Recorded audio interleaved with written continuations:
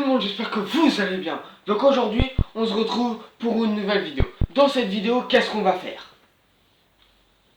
2 hours later. Alors aujourd'hui, on va parler du combat qui s'est passé ce week-end au Grand Prix du Canada entre Hamilton et Vettel, que vous avez sûrement vu.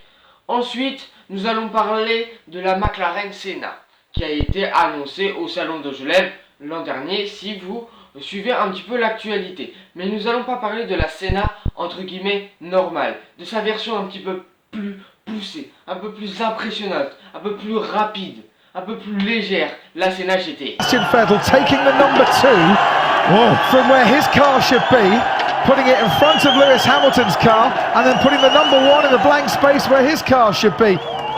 Comme je le disais dans l'introduction, si vous avez suivi un petit peu le Grand Prix du Canada qui s'est déroulé le week-end dernier, vous n'êtes sans savoir qu'il y a eu un petit problème entre Hamilton et Vettel. Vettel a été accusé de mettre en danger Hamilton pendant son retour sur la piste quand il est passé par le gazon. Mais du coup, il s'en est plaint au commissaire, ça n'a rien changé. Alors que là, Nico Rosberg a réagi. Il l'a même dit dans une vidéo YouTube sur sa chaîne. Il dit que la pénalité est normale parce que la règle dit bien que quand on quitte la piste, on doit la rejoindre avec sécurité. Et les commissaires ont sans doute dû interpréter ce retour sur la piste comme dangereux pour Hamilton. Après, Vettel a réagi, il a fait un peu de provocation.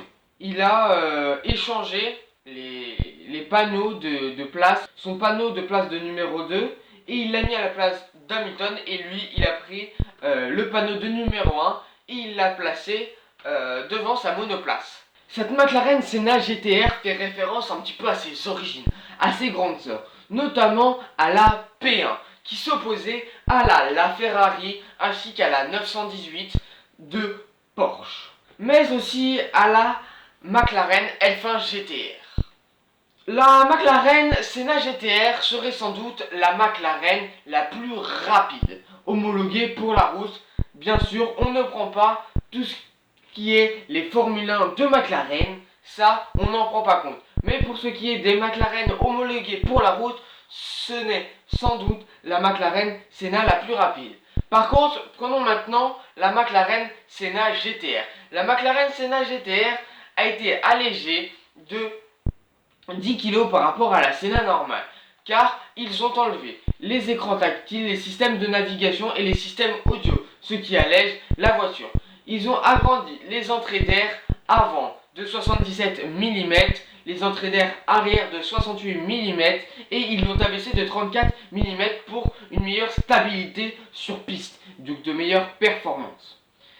Cette Senna GTR développe 825 chevaux avec 800 Nm de couple avec un V8 biturbo. Cette Senna GTR pèse 1180 kg, ce qui fait un petit peu près un rapport poids-puissance de 694 chevaux pour une tonne. Voilà les gars, j'espère que cette petite vidéo vous aura plu sur l'incident qui s'est passé au Grand Prix du Canada entre Vettel et Hamilton, ainsi que cette vidéo vous aura permis d'apprendre un petit peu plus de trucs sur la McLaren Senna GTR. Donc voilà les gars, sur ce, on se retrouve pour une nouvelle vidéo dans 2 jours. Allez, sur ce, on se dit